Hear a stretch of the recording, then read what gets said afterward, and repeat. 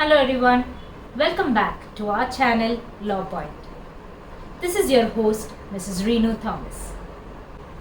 Can a child commit crime in the eyes of the law? What about a person who is incapable of understanding their actions? In this episode, we will learn how the law recognizes human limitations before imposing the punishment. Section 20 to 25 of the Bharatiya Nyaya Sanhita 2023 examines the criminal responsibility that does not arise due to age, mental incapacity and intoxication.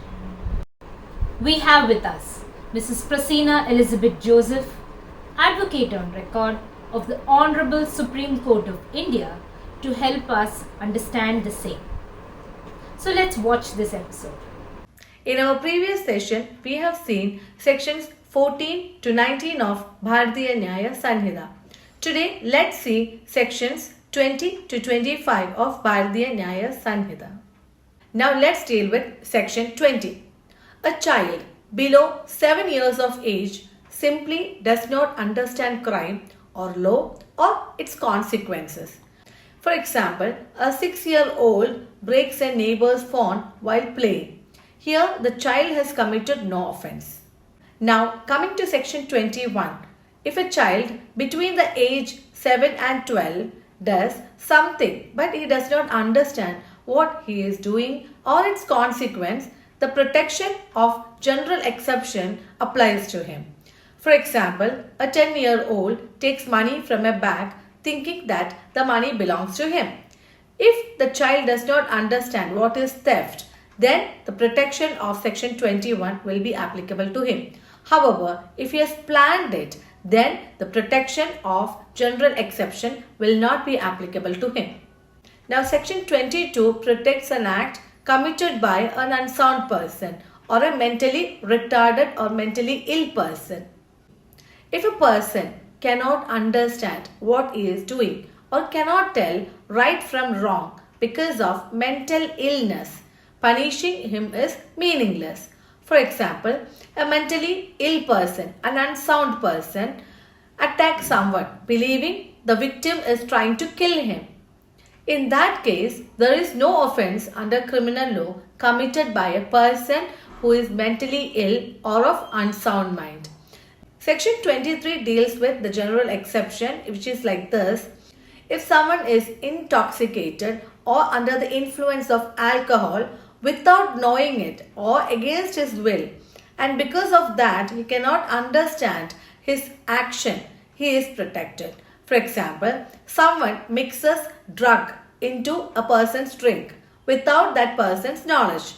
Here he behaves violently and he commits some offence, then that person is protected under section 23.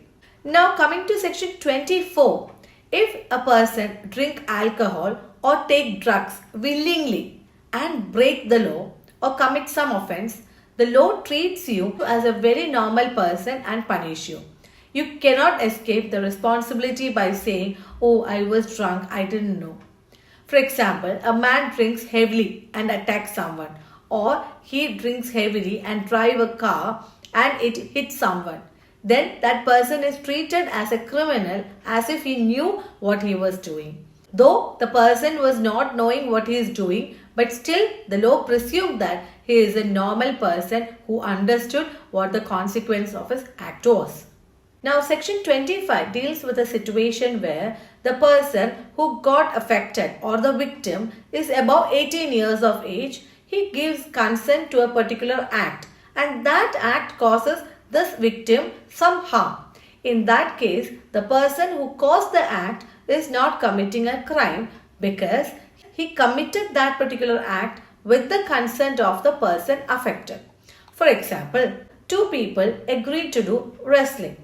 They know minor injuries can happen. In that case, if one person gets hurt during the particular act, then there is no offence committed. Because both agreed in this case, the risk was very clear and known to the parties and there is no bad intention.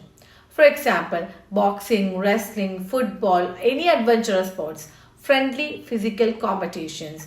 As long as there is no cheating, no intention to seriously harm, then there is no offense committed. However, in this case, it's very important to note that with the consent, you cannot use this consent to cause death of a person or a grievous hurt to that person or a dangerous act you know may kill that person. That is the restriction assigned to this particular section. Though if it is for a particular thing where a simple hurt is caused, then there is no offense. However, if that particular act causes the death of the person or a grievous hurt to that person, then the protection of section 25 will not be there.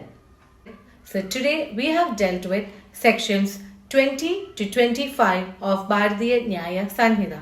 Rest of the provisions with respect to general exceptions we will deal with in our next class. Thank you. Thank you for watching. Meet you in the next episode. Till then, bye.